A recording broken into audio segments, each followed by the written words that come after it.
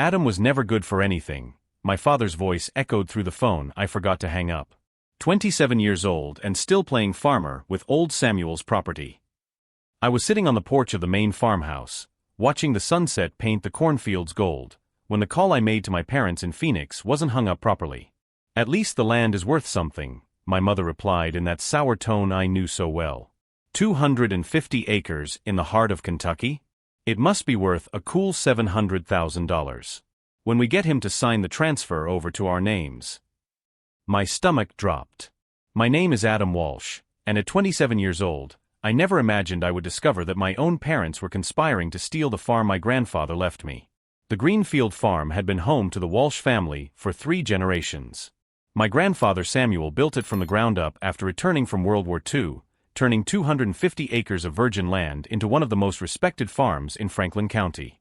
When he died last year, he left everything to me: the house, the fields, the cattle, the machinery, and most importantly, the trust that I would carry on the legacy. My parents, Robert and Linda Walsh, never cared about the farm. They fled to the big city as soon as they got married, chasing dreams of wealth in Phoenix that never materialized. Dad bounced from construction job to construction job, while Mom worked in beauty salons for decades. Money was always tight, and they never missed an opportunity to remind me that every penny spent on me was a sacrifice. "If only you had finished college," my father continued over the phone, his voice heavy with contempt. "But no, you had to go back to that damn farm. Now you're out there planting corn like a redneck with no future." "The thing is, he trusts us," my mother added. "He's always been needy for attention. A few compliments here and there, talk about family tradition, and he'll sign anything we put in front of him." My hands shook as I held the phone. They were right about one thing: I really did trust them. When I came back from college to take care of Grandpa Samuel during his last months, my parents finally seemed proud of me. For the first time in my life, I felt like I had their approval. "It needs to be done before fall," Dad said. "We can't risk him changing his mind or finding some girlfriend who puts worms in his head." "I agree," Mom laughed. "And if everything works out, we can sell it right away and use the money to retire decently. God knows we deserve it after all these years of struggling." I got up from Grandpa's rocking chair, the deck boards creaking beneath my feet. The field stretched out in every direction, corn swaying gently in the evening breeze, the red barn I had painted last spring, the corral where our Angus cattle grazed peacefully. This land wasn't just my property, it was my soul. "Best of all," Dad continued, "is that Adam will never suspect a thing. He's too good for his own good. As long as we're there visiting and charming him, he'll eat out of our hand." The phone finally clicked dead. I stood in absolute silence, only the sound of crickets and the wind in the surrounding fields. For 27 years, I had fought for their approval. I worked 2 jobs in high school so I wouldn't have to ask them for money. I got a partial scholarship to study rural management, even though I knew they thought it was a waste of time. I came home to take care of Grandpa when he got sick, even though I knew it meant giving up a promising job in Louisville. And now I found out that everything, every visit, every compliment, every moment of supposed parental pride, was part of a plan to rob me. My first reaction was devastation. The second was a cold, calculated anger I had never felt before. If you're enjoying this story, don't forget to subscribe to the channel to find out how a hick with no future was about to teach them a lesson they would never forget.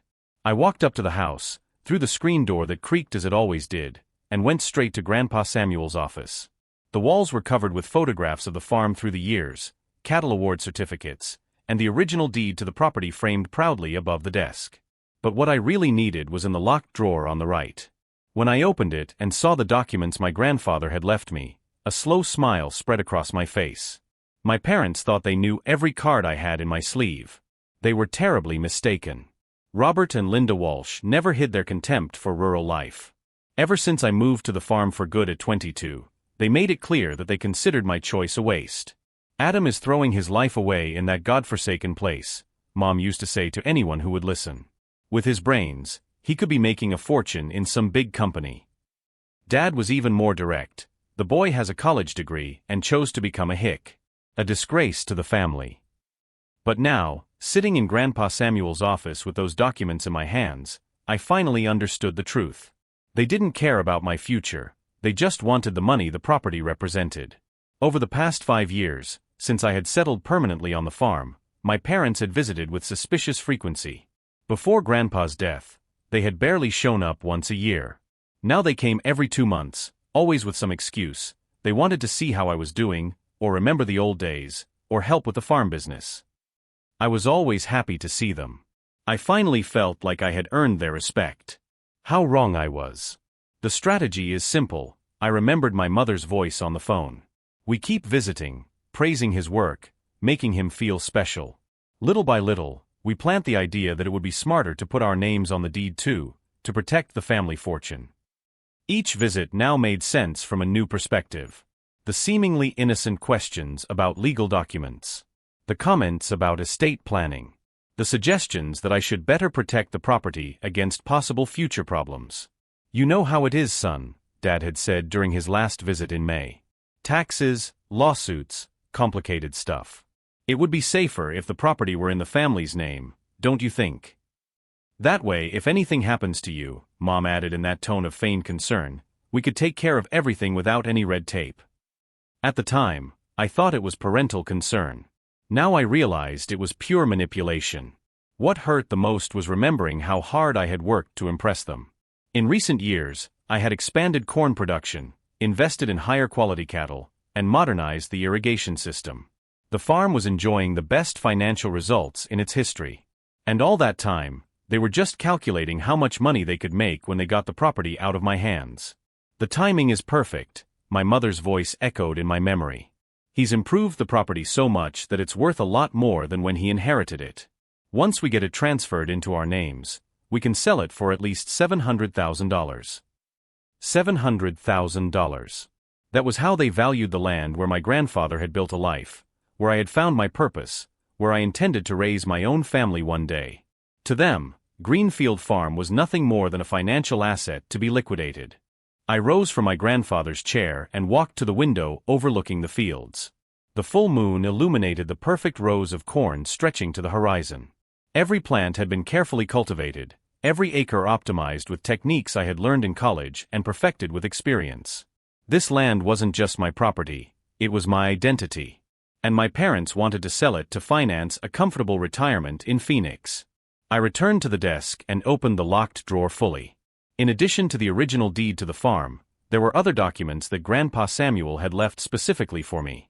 Contracts, letters, and something I had never seen before, a copy of an earlier will. As I read the document, I discovered something that changed everything.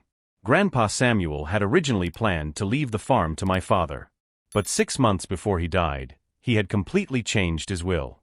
The attached letter explained why. "Robert has never shown any real interest in the farm or the values it represents. His few visits were always accompanied by questions about the value of the property and suggestions for modernization solely to increase the sale price. Adam, on the other hand, genuinely loves this land. He sees it not just as a source of income, but as a legacy to be preserved and expanded." My grandfather had seen through my parents' intentions long before I did. Even more revealing was a letter my father had sent to Grandpa Samuel shortly before his death.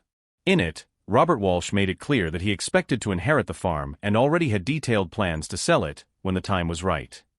Dad even mentioned contacts with real estate agents in Louisville who had expressed interest in the property. Now I understood why my grandfather had called me in for that serious talk a week before he died. "Adam," he had said, "when I'm gone, there will be people who will try to convince you that this farm is a burden, that you should get rid of her and follow an easier path. Don't listen to those people. This land has the power to sustain not only your family, but future generations of the Walsh family." At the time, I thought he was talking about outside pressures, jealous neighbors, or developers interested in the property. I never imagined he was warning me about my own parents. The phone rang, pulling me out of my memories. It was a Phoenix number I recognized immediately. "Mom." I hesitated for a moment, then answered. "Hi, Mom." "Adam, honey." Her voice was strangely cheerful. "I was thinking about you. Your father and I were talking about visiting next week. It's been a while since we've seen the ranch." 2 months, I thought, but I didn't say anything. "It would be great to have you here," I lied softly. "Perfect.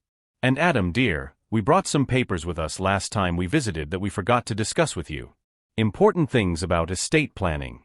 It would be good to talk about that. The famous papers. Probably property transfer documents already prepared, just waiting for my naive signature.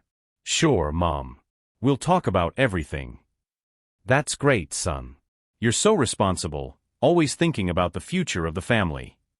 Responsible. Thinking about the future of the family. The words tasted bitter now that I knew his true intentions.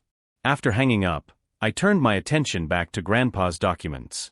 At the bottom of the drawer, I found something that made my heart race, a folder with detailed research on the property's actual value.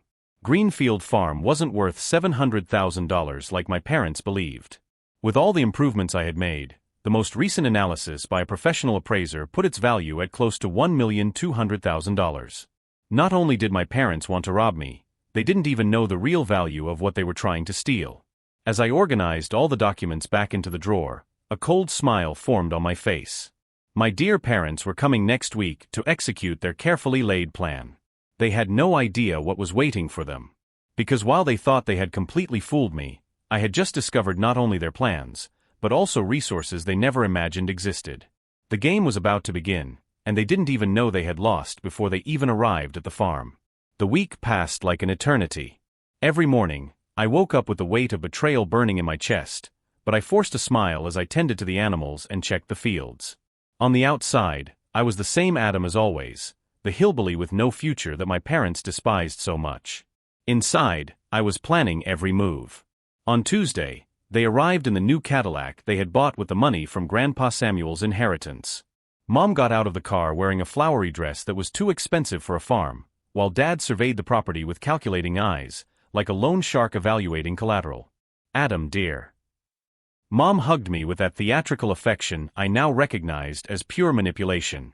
You look terrible. Haven't you been eating right? I'm fine, Mom. Just working hard. That's exactly what we want to talk about, Dad said, patting me on the shoulder with unnecessary force. You can't keep killing yourself working on this farm. A smart young man like you should be thinking about the future. During dinner, they began the charade that I now saw with absolute clarity.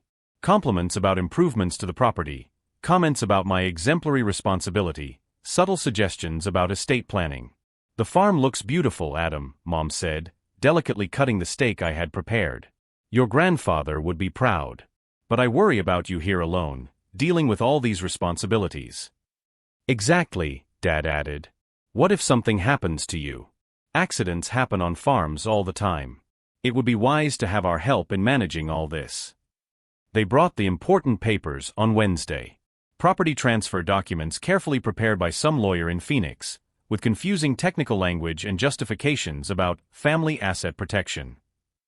It's just a formality, Dad explained, spreading the documents out on the kitchen table. Adding our names to the deed doesn't change anything in practice. You continue to live here, managing everything. It just gives us legal authorization to help when necessary.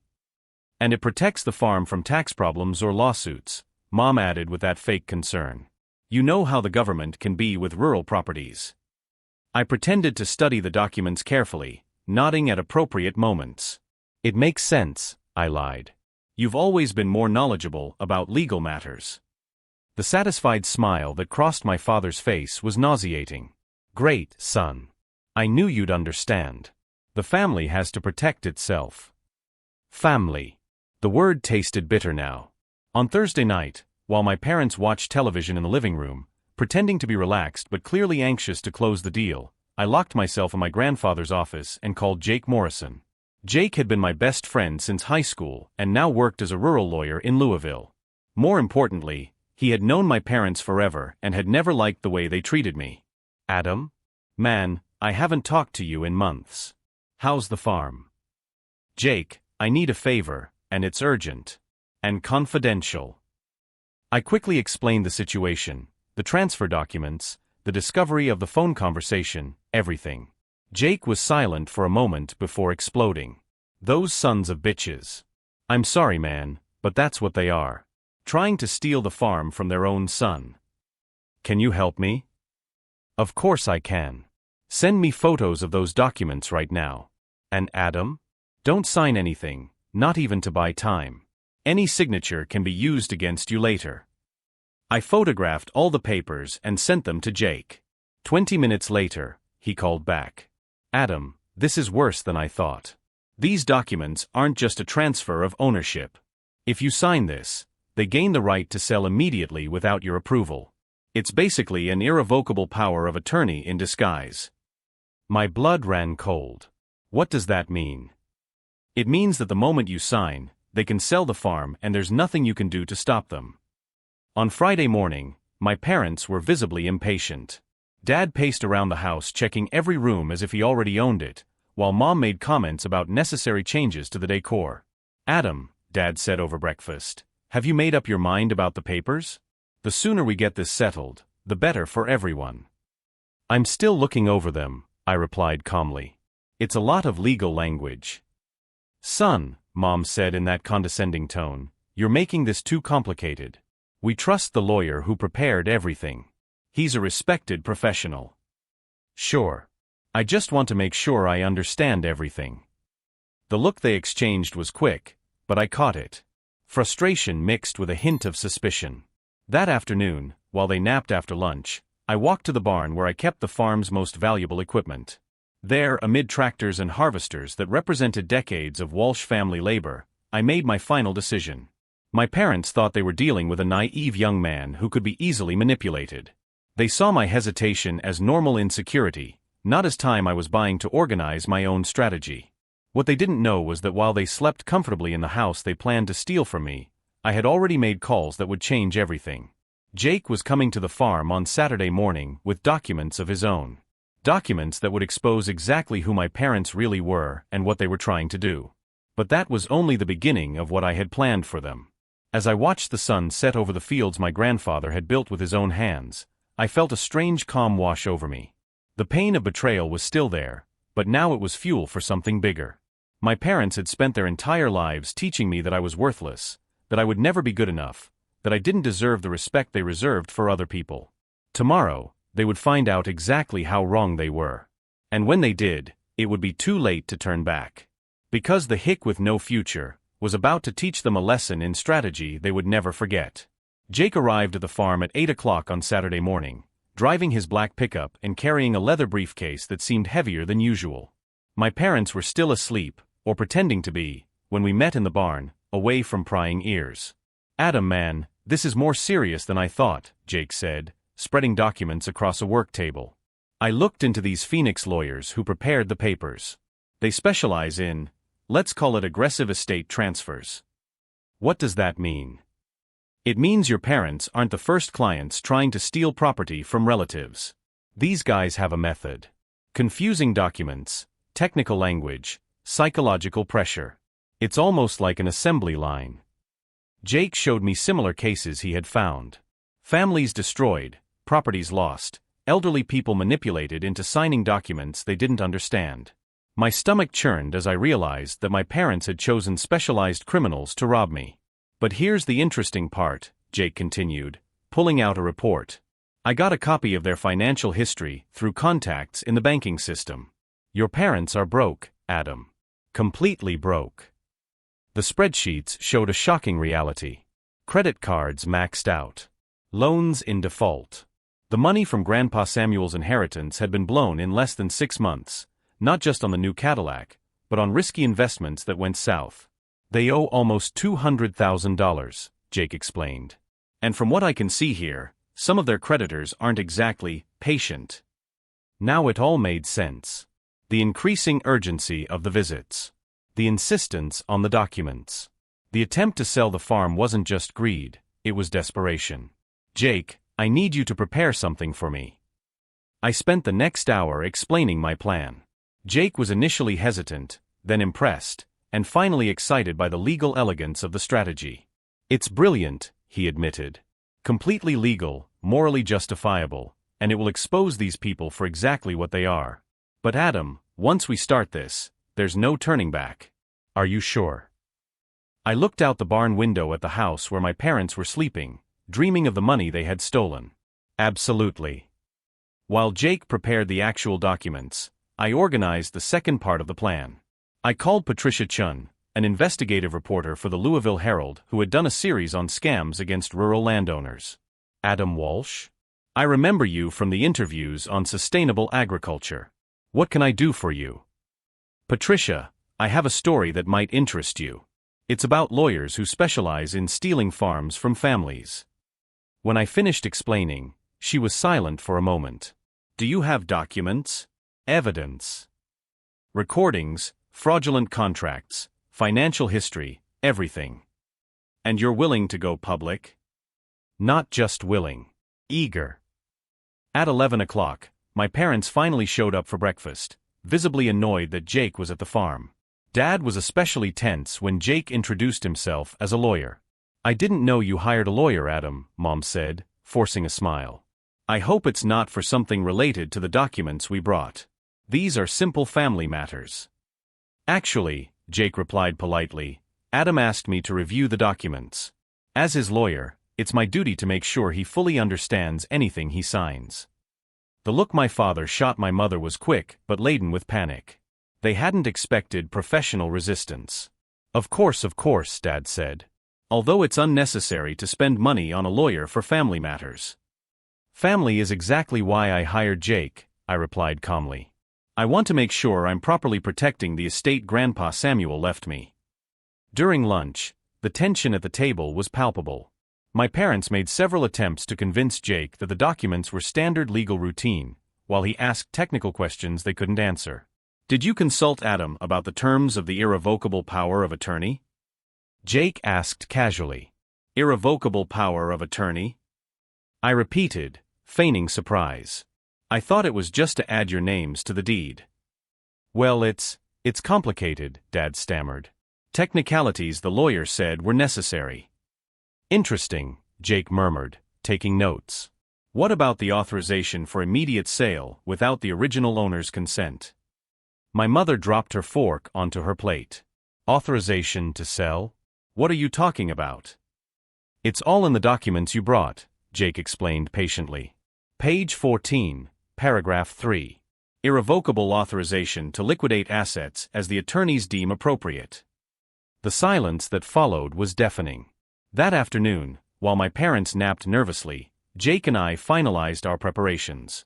He had prepared counter-documents exposing the entire scheme, Patricia was ready to publish the investigation, and I had organized every piece of evidence chronologically. But the most important element of the plan was yet to come. At 5 o'clock, I knocked on my parents' bedroom door. Mom, Dad, can we talk?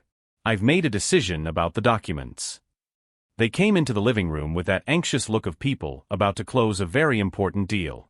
Mom had even dressed up for the occasion. I've decided to sign the papers tomorrow morning, I announced. Jake explained everything, and I agree that it's best to have legal protection for the family. The relief on their faces was almost comical. Dad smiled more genuinely than I had seen him smile in years. Great decision, son. You won't regret it.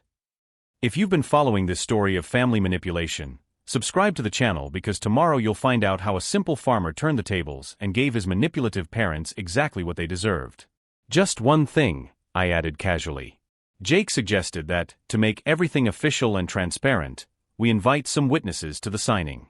Respected people from the community who can attest that everything was done correctly. Witnesses, my mother repeated, her voice rising slightly. Sure. Retired Judge Morrison, the president of the local bank, maybe a few neighbors. Jake said it's standard for property transfers of this magnitude. I saw the panic begin to form in their eyes, but it was too late to back out. The game had begun, and they didn't even know they'd lost. Because while they were dreaming of easy $700,000, I was putting together a presentation that would expose not only their plans, but the entire network of corruption they had chosen as partners. And when the sun rose on Sunday, the entire community would know exactly what kind of people Robert and Linda Walsh really were. Sunday arrived with a clear sky and a gentle breeze that made the corn dance in the fields. At 9 o'clock in the morning, my parents were dressed and anxious in the kitchen, the documents organized on the table like cards in a marked deck. What time are the witnesses arriving? Mom asked for the third time, nervously adjusting her fake pearl necklace. 10 o'clock, I replied calmly, pouring coffee. Jake said it's important to have everything properly documented. The first car arrived right on time. Retired Judge Morrison stepped out of his black sedan, followed by Patricia Chun with a discreet camera and recording equipment. My parents assumed she was just another respectable witness. "Good morning," Patricia greeted us politely. "What a beautiful property. It must have an interesting history." "3 generations of the Walsh family," Dad replied with false pride. "We're just formalizing estate matters today." Jake arrived minutes later, carrying a briefcase even bulkier than the previous one. My mother frowned at the sight of the pile of documents. "That's a lot of paperwork for a simple transfer," she commented. "Estate matters are never simple," Jake replied diplomatically. "Especially when they involve properties of this magnitude." We gathered in the living room, all seated in a circle around the solid wood coffee table my grandfather had made with his own hands. My parents positioned themselves strategically, the fraudulent documents already laid out for signing. "Before we begin," Jake announced, "I would like everyone to understand exactly what is being proposed here." He opened his briefcase and took out copies of the documents my parents had brought with them. "These contracts are not standard property transfers. They are irrevocable powers of attorney granting full authority for immediate sale." My father's confident smile faltered slightly. "Jake," Dad said, forcing a laugh, "you're making this too complicated. These are basic family documents." "Actually," Jake continued methodically, "these documents were prepared by a law firm specializing in aggressive estate seizures. The same scheme has been used in at least 15 similar cases in the last 2 years." My mother turned pale. "What are you talking about?" That's when Patricia discreetly activated her tape recorder, and Jake took a second folder out of his briefcase. "I'm talking about the phone conversation last Tuesday at 9:40 p.m. between Robert and Linda Walsh, currently in technical bankruptcy with debts exceeding $200,000. The silence that followed was deafening. "Adam," Dad said slowly, "what's going on here?" "What's happening," I replied calmly, "is that you're finally going to face the consequences of trying to steal your own son's farm." Jake pressed play on a digital recorder. My father's voice echoed through the room. Adam was never good for anything. 27 years old and still playing farmer with old Samuel's property. My mother tried to stand, but her legs gave out. You recorded us?" "You recorded yourselves," I corrected. "I just didn't hang up when I found out what kind of people you really are." The recording continued, exposing every cruel detail of their plan. The psychological manipulation. The exploitation of my need for approval. The utter contempt they felt for me. "At least the land is worth something. 250 acres in the heart of Kentucky? It must be worth $170,000 easy." $700,000, I repeated. "You didn't even bother to properly appraise what you were trying to steal. This property is worth $1,200,000. Judge Morrison shook his head in disgust. "In my 40-year career, I've rarely seen such calculated family manipulation." This is a misunderstanding," Dad stammered. "We were just—" "You were planning to manipulate me into signing fraudulent documents that would rob me of my grandfather's inheritance," I interrupted. "And when you succeeded, you intended to sell it immediately to pay off your gambling debts and failed investments." Patricia took meticulous notes. "Mr. Walsh, Mrs. Walsh, would you like to comment on the accusations?" My mother began to cry, not the manipulative tears I knew, but genuine sobs from someone who realized she had been completely exposed. "Adam, you don't understand," she tried. "We're desperate. We've lost everything. We need your help." "You needed my help," I corrected her. "If you had come to me honestly, explained your financial situation, asked to borrow money, or even proposed a legitimate partnership on the farm, I would have considered it. But you chose to lie, manipulate, and try to steal from me." Jake pulled another document from the folder. "This is the Walsh's complete financial report. Debts to loan sharks in Las Vegas. Predatory loans. Misused corporate credit cards.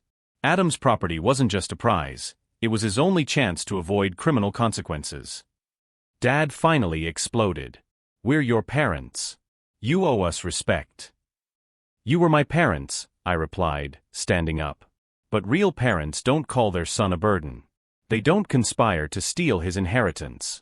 They don't use love as a tool of manipulation." I walked to the window overlooking my grandfather's golden fields.